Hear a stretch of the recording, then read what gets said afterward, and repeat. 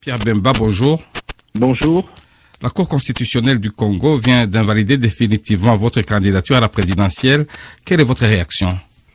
Je dirais que malheureusement c'est sans surprise parce que ce soit la Cour constitutionnelle, que ce soit la Commission électorale indépendante, les deux sont inféodés et vraiment aux ordres du pouvoir à Kinshasa. Donc malheureusement tout ceci indique une suite malheureuse pour les élections qui font que le pouvoir en place s'est choisi les candidats qu'elle souhaite voir pour opposer leur propre candidat du pouvoir au niveau des élections.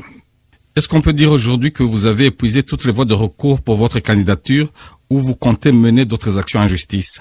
Non, bien sûr, il y a toujours moyen de mener d'autres actions en justice et ça sera fait d'ailleurs. Ce que nous regrettons, c'est qu'on va vers une phase d'élection qui n'est ni démocratique ni transparente et qui, avec la question de la machine à voter électronique contestée par tant la communauté internationale que nationale, et les 6 millions d'électeurs fictifs font que malheureusement ces élections s'annoncent comme des élections qui veulent directement déterminer qui est le candidat qui doit gagner les élections demain. Vous parlez d'autres recours devant quelle chambre? Vous pouvez toujours aller au niveau de l'Union africaine, les chambres qui tranchent ces questions également. Et puis bien sûr, la procédure au niveau de la PCPI n'est pas terminée. Le MLC annonce la création d'un comité de crise avec d'autres forces citoyennes pour élaborer un agenda d'action commune. De quelle force s'agit-il? Bien sûr, mais nous devons continuer à défendre les intérêts de la population. On ne peut pas abandonner la population face à un gouvernement qui veut imposer, je veux dire, un état de non-droit. Donc, nous nous tenons près de la population et nous allons défendre les intérêts de la population, absolument. Est-ce que les discussions en ce sens sont déjà débutées et avec qui? Mais elles sont pas simplement débutées, mais elles sont toujours en cours et n'ont pas commencé aujourd'hui.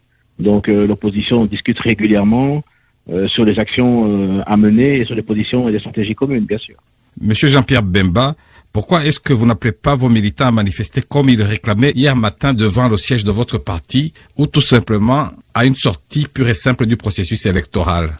Écoutez, ça fait partie de toutes les discussions qu'il y a à l'heure actuelle et donc ce sont les actions communes, c'est justement ça, les actions communes qui vont être prises. Et bien sûr, la population a le droit de pouvoir défendre ses intérêts d'une manière bien sûr pacifique et correspondant aux lois de ce pays. Justement, le MLC a annoncé qu'il va évaluer le processus électoral avant de décider d'y prendre part ou non.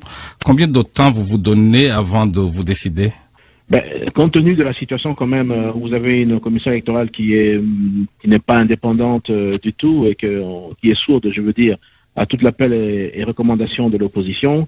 À un moment donné, il est question quand même que nous prenions des décisions. Donc je ne veux pas anticiper là-dessus. Ceci dépendra également des autres partenaires et des réunions qu'il y aura justement avec les autres partenaires. Est-ce que la décision qui est attendue à la CPI le 17 septembre, est-ce que cette décision peut encore changer quelque chose selon vous?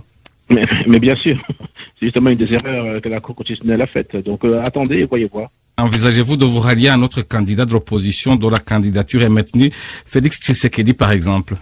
Écoutez, pour l'instant, en tout cas, ce processus n'est ni équitable, ni transparent et ni démocratique.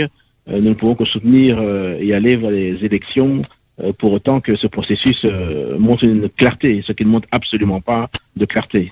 Dans ces conditions, qu'est-ce qui va se passer maintenant? Je pense que, à l'heure où nous parlons, ces élections risquent vraiment d'être contestées au lendemain du vote, puisque les élections, c'est fait pour que la population puisse choisir ses dirigeants. Mais lorsque vous avez un pouvoir qui décide de qui sera voté au préalable, ça pose un sérieux problème de crédibilité des élections. Quel est l'avenir de la RDC selon vous, au regard de la manière dont le processus électoral est mené jusqu'ici?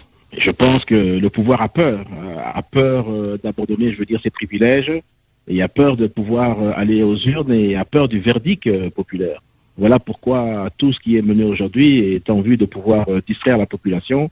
La population doit rester vigilante et nous allons rester très vigilants et donner à la population toutes les informations en temps voulu. Mais que peut faire la population dans ces conditions? Mais je pense que tout est fait pour mettre et amener le chaos dans le pays au lendemain des élections parce qu'il est évident que dans l'état actuel de la situation, avec ces machines à voter qui sont contestées, mais qui ont été mis et faits à dessein, et ensuite les 6 millions d'électeurs qui ne sont même pas, qui n'ont aucune empreinte digitale, tout ceci est fait en sorte pour pouvoir amener des élections, je veux dire, tronquées. Ce que je veux dire simplement là-dessus, c'est que le pouvoir a peur.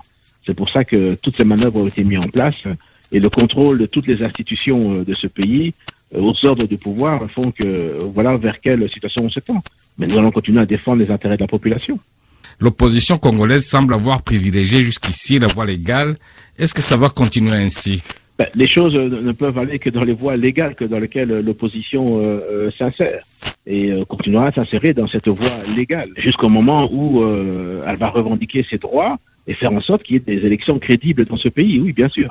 Monsieur Jean-Pierre Bemba, merci. Le chef de file du MLC, ancien vice-président de RDC, Jean-Pierre Bemba, invité ce matin d'Esdras Ndikoumana. L'entretien est à réécouter sur RFI.fr.